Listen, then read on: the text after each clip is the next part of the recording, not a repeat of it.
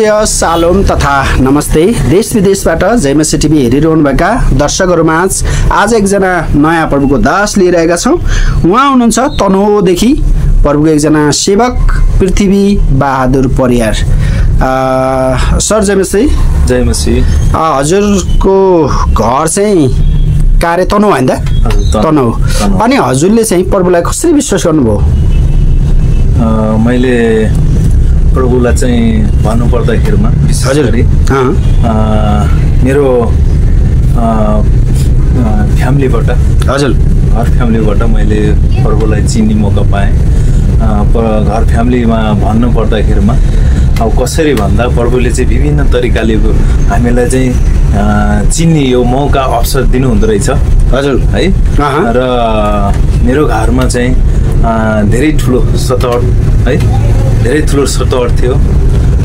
प्रभुलाई चिन्नुभन्दा पहिला मैले चाहिँ धेरै धर्मकर्महरू गरेर मैले चाहिँ धेरै मन्दिर धाउँथेँ, पूजाआजा गर्थेँ है, गरेर चाहिँ म हिँड्थेँ। र मेरो जहाँ मेरो बसोबास अहिले छ, म त्यो बसेको ठाउँमा चाहिँ नयाँ घर नयाँ बस्ती थियो मेरो। भर्खर सुरुवात हामी बसोबास गर्दै आउँदा त्यहाँ चाहिँ धेरै हामीलाई सतहट थियो। सतहट भन्दा पनि हामीलाई चाहिँ एउटा दुष्टको सतहट। र त्यहाँ चाहिँ हजुरको मेरो परिवारमा एकदमै दुख बिमार हुने, मेरो श्रीमती दुख बिमार हुने, उनलाई चाहिँ कहिल्यै पनि निको नहुने, उसलाई चाहिँ हस्पिटल लाउँदा अथवा चाहिँ कुनै पनि मन्दिरमा अथवा मैले धेरै ठाउँमा पूजाहरू पनि गरेँ, रातो भाले अनि बोका पनि मैले पूजाहरू गरेँ। र त्यसबाट चाहिँ मैले केही पनि उपाय लाएन।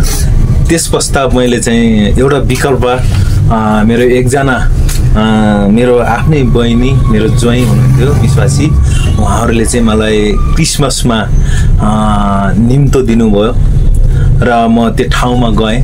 क्रिसमस मनाउने ठाउँमा मलाई त्यो पनि थाहा थिएन राम्रोसँग। मैले चाहिँ त्योभन्दा पहिला चाहिँ म विरोधी थिएँ है, विरोध गर्थेँ। भनेपछि क्रिस्चियनहरूको विरोध गर्ने? पहिला म विरोध गर्थेँ। अनि के भनेर विरोध गर्नुहुन्थ्यो? मैले चाहिँ यो धर्म चाहिँ एउटा ठिक होइन, यो चाहिँ एउटा बनावटी कुराहरू हो, विदेशीको यो डलर खाने धर्म हो भनेर मैले भन्थेँ। कतिपय विदेशी मतलब कि विश्वासीहरूलाई मैले चाहिँ नराम्रो शब्दहरू पनि बोलेको थिएँ है त्यो पहिला है। तर पनि मलाई चाहिँ त्यहाँ गएपछि मलाई एकजना पास्टरबाट मलाई सुसमाचार सुनाउनु भयो है। चर्चमा गएपछि क्रिसमसको दिनमा त्यहाँ चाहिँ प्रभु येशू ख्रीष्ट जन्मिएको कुराहरू भन्दै हुनुहुन्थ्यो अगाडिबाट। मैले बुझ्दै जाँदा अन्तिममा मलाई चाहिँ मेरो दिदी बहिनी मेरो ज्वाइँ भेनाले चाहिँ मलाई यसमा विश्वास राख, तिम्रो घरको जति पनि समस्याहरू छ तिम्रो परिवारमा यो सबै कुरो ठिक हुन्छ भनेर उहाँले भन्नुभयो। अनि उहाँ पास्टरले पनि मलाई यो कुराहरू भन्नुभयो आएर होइन। हजुर त्यो दिनमा चाहिँ मैले प्रभु येशू ख्रीष्टमा मैले ग्रहण गरेर अनि म त्यो दिन चाहिँ बेलुका म घर फर्केँ। उहाँले चाहिँ मलाई एउटा बाइबल दिनुभयो है, बाइबल दिनुभयो। अनि बाइबलमा चाहिँ लेखेको कुराहरू उहाँले चाहिँ प्रार्थना गर्न, यो तरिकाले प्रार्थना गर्न मलाई चाहिँ सिकाउनु भयो है। र म घर आइसकेपछि बेलुका चाहिँ मैले जसरी उहाँले सिकाउनु भएको थियो त्यसरी मैले प्रार्थना गर्नु मैले गरेँ है। भनेपछि तपाईँले त्यही दिनदेखि विश्वास गर्नु? अनि अब अलिकति विश्वास गर्नुभन्दा पहिले तपाईँ धेरै पूजापाठ धर्मकर्म गर्ने कि गर्दै नगर्ने के थियो तपाईँको पारा? नै विश्वास गर्नुभन्दा पहिला मैले धेरै पूजाहरू गर्थेँ सर। पूजापाठ गर्ने धेरै मैले यो देवी देवतामा मैले धेरै विश्वास गर्थेँ। विश्वास गर्नुहुन्थ्यो र पूजापाठ पनि धेरै गर्नुहुन्थ्यो? अनि विश्वास गरिसकेपछि हजुर तपाईँको जीवनमा आशिष के भयो त?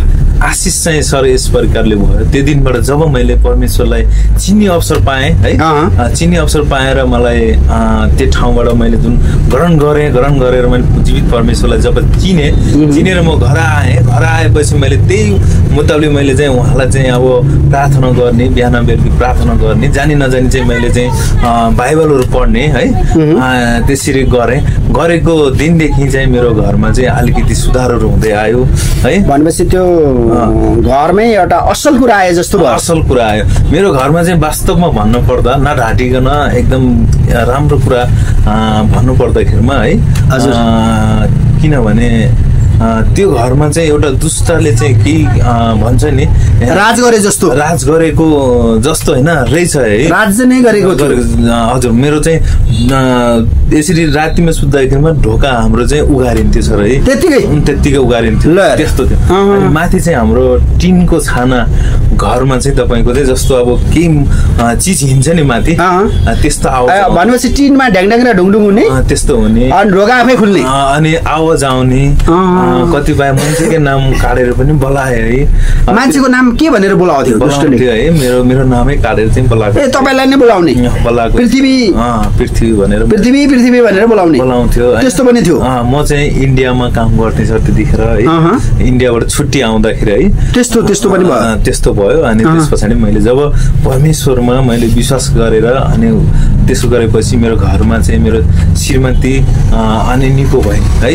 सबै कुरा सुधार हुन थाल्यो अनि मेरो घरमा चाहिँ बुवा आमा मेरो भाइ बहिनी सानो हुनुहुन्थ्यो त्यसरी गर्दै जाँदाखेरिमा मेरो धेरै सुधारहरू भयो अनि वस्तुभावहरू चाहिँ हानि हुन्थ्यो कहिले भैँसी मर्ने कहिले गोरु मर्ने है विभिन्न थियो कहिले बाख्रा मर्ने त्यस्तो हुन्थ्यो जब मैले विश्वास गरेपछि यो कुराहरू सबै रोकियो एकदम राम्रो भयो सर है भनेपछि यसलाई तपाईँले आशिषको रूपमा हजुर अचम्म प्रकारले लिनुभयो हजुर एकदमै राम्रो अनि अब कतिपल्ट विश्वास गरिसकेपछि हाम्रो जीवनमा सतावट पनि आउँछ होइन तपाईँको जीवनमा पनि विश्वास गरेपछि केही सतावट भयो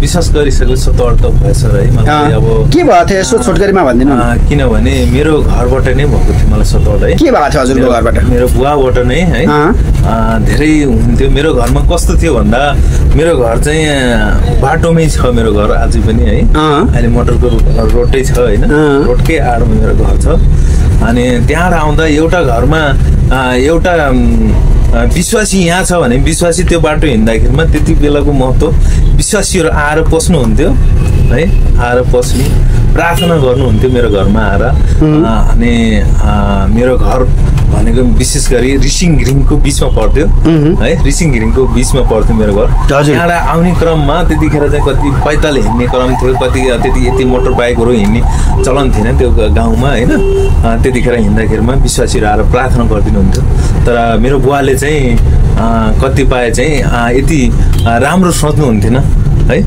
अनि प्रार्थना गरेर बस्दाखेरिमा तिमीलाई चाहिँ तँलाई के हुन्छ के आउँछ तँलाई भन्ने कुराहरू आउनुहुन्थ्यो कति पास्टरहरू आएर मेरो घरमा बस्दा सवालहरू पनि गर्नुहुन्थ्यो मेरो बुवाले है तर त्यो कुराहरू मा चाहिँ धेरै सतावटहरू थियो त्यो कुरा अलिकति बुवाले पास्टरहरू आएर प्रार्थना गर्दाखेरि मन नपराउने होइन हामीले विश्वास गरे पनि अहिले पनि मन पराउनु भएन बुवाले अझै पनि मन पराउनु भएन अहिले पनि क्रिस्चियनको विरोध गर्नुहुन्छ होइन उहाँले चाहिँ विरोध गर्नुहुन्छ अब ठिकै छ एक दिन चाहिँ उहाँले विरोध गरे पनि तपाईँ चाहिँ उहाँलाई प्रेम गर्छ त्यस्तो तर यति साह्रै विरोध गर्ने होइन हामीलाई चाहिँ आउँदै नआइज भन्ने त होइन तर अलिकति आउँ त दिनुहुन्छ भने उहाँहरूले चाहिँ यो विश्वास किन गरे होला भनेर भन्नुहुन्छ अनि सर अब अहिले तपाईँ परमेश्वरको सेवा कसरी गर्दै हुनुहुन्छ परमेश्वरको सेवा चाहिँ अहिले राम्रै नै भइरहेको छ सर म एउटा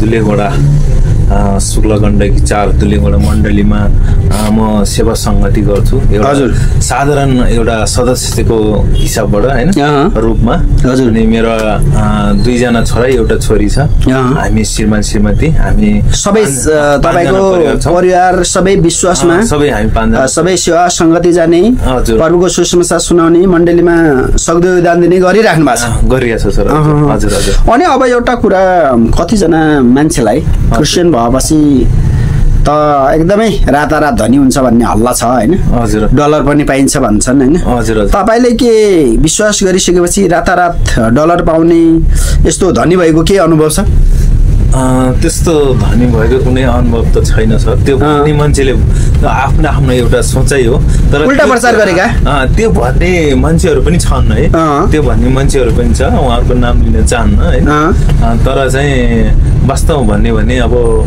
परमेश्वरको जुन सही मार्गमा हिँड्ने व्यक्तिहरूलाई यो कुराहरू आइपर्दो रहेछ। हजुर। अनि अर्को कुरा चाहिँ अब यसले चाहिँ छोराछोरीलाई राम्रो ठाउँ राखेर पढाएको छ, राम्रो ठाउँ बसेको छ भनेर यो चाहिँ यसले चाहिँ माथिबाट पैसा आउँछ अमेरिकाबाट डलर पाएरै होला भन्ने यो व्यक्तिहरू पनि हुनुहुन्छ, अन्य व्यक्तिहरू पनि हुनुहुन्छ।